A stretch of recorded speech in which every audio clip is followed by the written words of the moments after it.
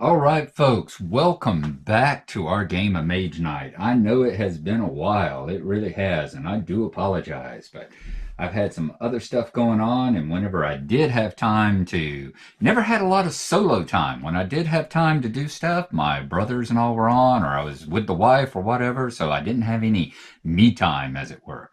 But we've got that rectified. We got a little bit of stuff going on here.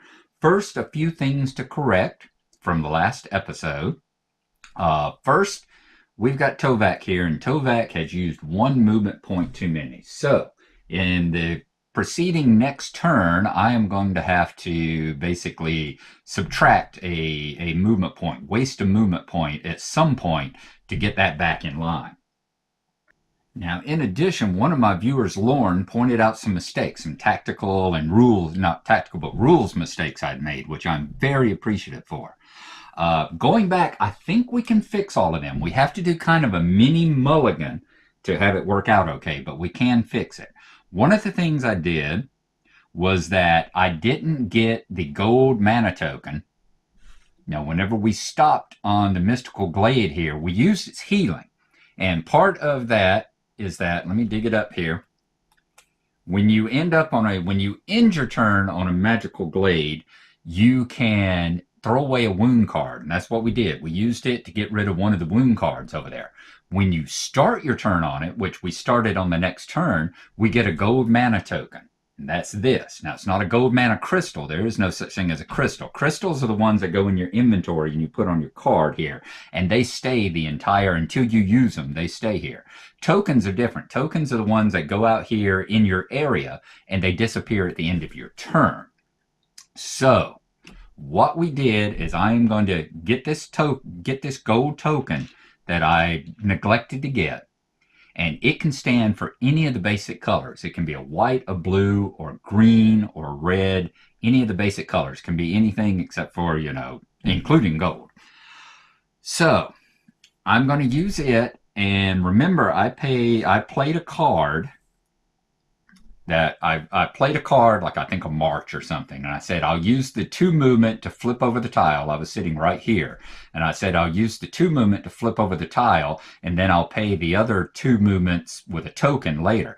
Can't do that because I'm revealing new information. That's considered kind of a semi-mulligan. Going, okay, I'll see what happens and then decide if I want to pay the other 2. That's kind of a mulligan, and you can't do that. Kind of taking your turn back, and you can't do that when you've got a situation where you've revealed more information. So what I would do instead is I will just consider myself to have used that gold token as a green, I think it was a green card, as a green, and use the full 4. And that would allow me to flip it and then allow me to move like I did. So I moved actually onto that card, onto that new terrain tile. So that takes care of that problem. I still owe the game a movement point, but that takes care of the problem of using that mana token. Then once I do that, what did I have? I had a Crystallize. Yes, I played a Crystallize card then.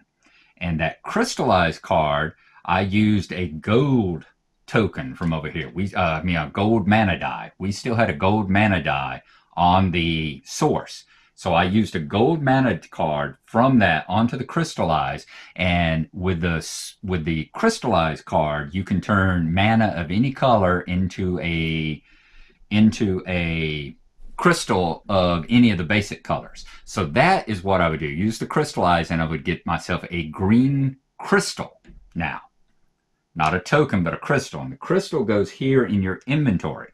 Then, when I used the Herbalist, I needed a green crystal, a green mana of some sort. And then I would have used the green mana on the Herbalist to heal myself and get rid of that second thing.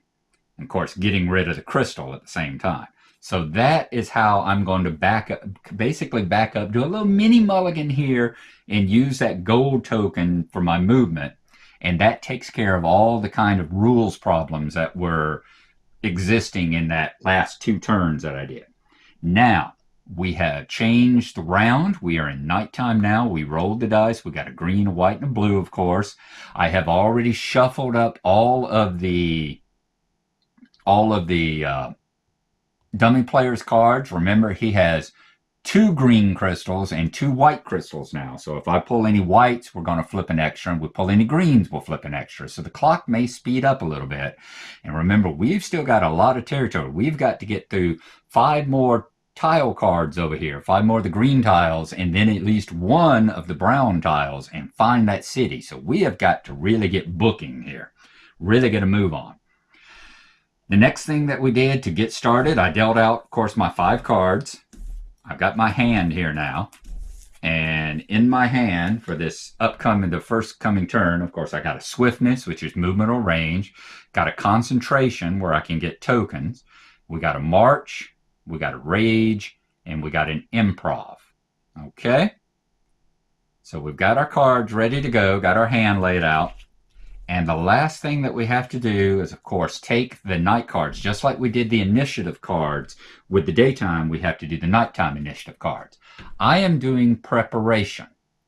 Preparation says, it's a level 5, and it says, when you take this tactic, search your deck for any 1 card and put it in your hand, and then shuffle your deck. So I have done that. I've drawn Tranquility.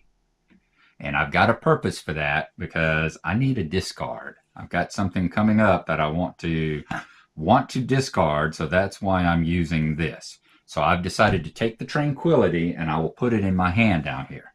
Remember, I'm still at a hand size of 5. Now we did level up, so we've got an armor class of 3 and a hand size of 5, but that 5 only counts at the end of your turn. So I can have more cards than 5. I just have to discard down to 5 at the end of the turn if I haven't already played the 5. So I've got a preparation, and my initiative is going to be a 5. I shuffled the deck then and dealt out the dummy players, and the dummy player is a 3. So he will go first. Or she will go first. So there you go. I think that's got everything ready to go. We're going to go ahead and play the dummy's hand over here. So I will, as the dummy's turn, we flip the top 3, of course. 1, 2, and then the third one. That's our important one, Rage. It's a red. We don't have any red. We have the green and the white, so we don't flip anymore. So that's the dummy player's turn. Now it's going to be my turn. And the first thing I'm going to do on this turn, remember, you move and then take an action. So the first thing I'm going to do is I'm going to play Improvisation here. And Improvisation says discard another card from your hand to get a move 3, influence 3, attack 3, or block 3. That's what we're going to do. That's why I wanted the Tranquility. I'm going to set it here with the improv. That's going to be the one that I discard, and that's going to give me the move of 3. So actually I ended up there, didn't I? So that'll give me my move of 3, and I will use 2 of that movement to move up here into this space, and then, do I want to do more than that? Am I wanting to do more? I think I actually want to do more than that. So let's do that before I do the mulligan. Before I have to mulligan it again. Yeah, so we're going to do this. We're going to get the move 3. So that'll be the 3, and that'll take care. And then I am going to spend this one.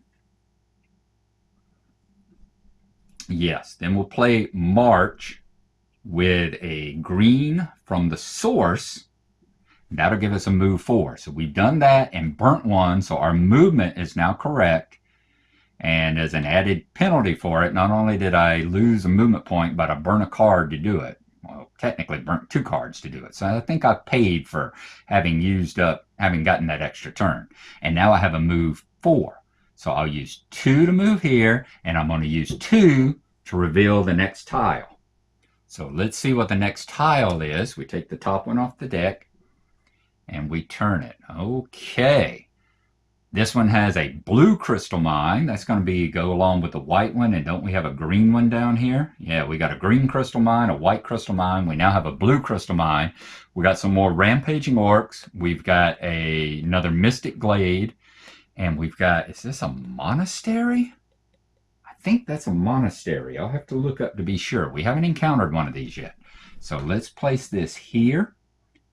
Make sure the number is going in the correct direction. Make sure star matches, circle matches, and star matches. So everything is correct. And we've used up all of our movement and everything here. So now we get to decide, are we going to take an action? The only action we could take would be only action we could really take would be concentration, which would give us a blue, white, or red mana token. And the token would only be good to the end of our turn, which is about to end, which means it would then go away. So we're not going to do that. Unfortunately, there's nothing we want to attack. Stronghold. Let me see what happens on the Stronghold. I also need to pull out a card. Let me get the next Rampaging Orcs. Next Rampaging Orcs is going to be a Digger. Digger has a attack of 3, defense of 3, which is fortified, and gives us no special abilities, no special attacks, and gives us 2 reputation if we can take it out, or 2 fame if we can take it out. Let me see what I have to do with Monastery. Let me see what I have to do with the Stronghold here. Okay, I've taken the look for the keep, but in the meantime, also remember that this is the exploratory. This is the first mission, exploratory. So by revealing another tie, and this particular mission only, I should get a fame point. So my fame is now going up to a 10 because we flipped that tile. Next thing is the keep. We put the gray token on here. Being that it's nighttime, if this was daytime and I moved adjacent to it, we would flip that over and take a look. But since it's nighttime, it stays down during the night, stays face down until I actually assault it.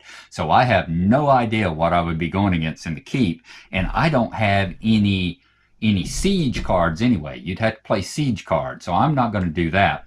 This one over here is the same situation. It requires a siege to attack it in the ranged phase. So it would automatic. I would never be able to use any ranged attacks against this unless I had siege attacks. So next up, we're going to see what we do with the Monastery there. Okay, so we've gotten the Monastery card. The Monastery, anything with a Monastery icon on it, which are none of these. These have the keep icons and a village icon. None of them have a monastery, so there are no units to be recruited here. Any that did, I could recruit them. If I wanted to go to the monastery, I could buy a point of healing by spending 2 of my influence, and I could buy a point of healing and get rid of a wound, which we don't have any wounds right now. When a monastery is revealed, put the top card of the Advanced Actions deck face up on the units offer. Put the top card of the Advanced Action deck face up in the units offer. So we take the top card of the Advanced Actions and we put it down here in the units offer. That is pure magic. It says when you play this, play a mana. If you play green, move 4. If you pay white, influence 4. If you play a blue, block 4. If you pay red, attack 4. Then if we spend a white, no, that's a blue. Then if we spend a blue, you pay a mana. If you pay green, move 7, white, influence 7, blue, block 7, red, attack 7. So that is not too bad of a card. That goes in our unit offer now. And advanced actions in the unit offer can be bought at a monastery for 6 influence. So that costs just as much as any of our other units here. All right. The other thing we can do is that's called training. So we can get training, we can heal, we can recruit, or we can burn it. If we attack it, we use that as our action. If we do, our reputation goes down by 3. We get a violet enemy card to fight. So one of the same ones that you would use on the keep, on the tower. You can't use any units against it. And then once I were to defeat it, I would get an artifact, and I would put my shield token on it, and the monastery would be declared destroyed. So there's nothing really that we're going to do with the monastery or anything right now. There's no other thing that we can use down here. We've already done our movement. We've revealed. Another move 2 would have been nice. I could have moved onto there, but I should have thought about that beforehand. I'm not going to do the whole Mulligan thing again, where I could have played the swiftness here. If I'd been thinking, I would have put it here, had another 2 so I could move into it. We'll move into it next turn. So that's the end of my turn. I'm going to put these in the discard, roll my die. What do we get? Oh, that is a gold one, which I do believe is just basically a wasted die, because you can't use the gold ones at night, I don't think. We're going to put these into the discard pile.